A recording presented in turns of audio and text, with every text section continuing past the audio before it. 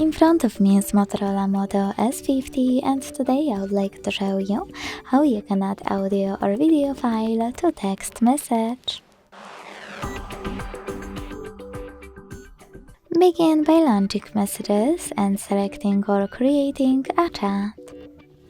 Then tap on this icon of a plus at the bottom left corner and to add an audio file, select Files. Then tap on Audio at the top, look for it here.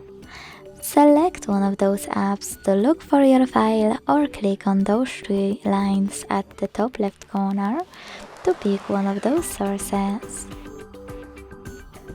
Either way, when you're ready to add your file, just hold it and tap on Select at the top right corner to attach it.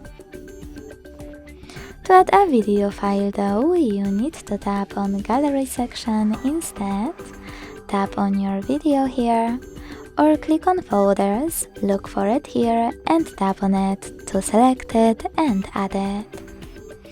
Thanks so much for watching. If you enjoyed this video, leave a like, comment and subscribe. Bye!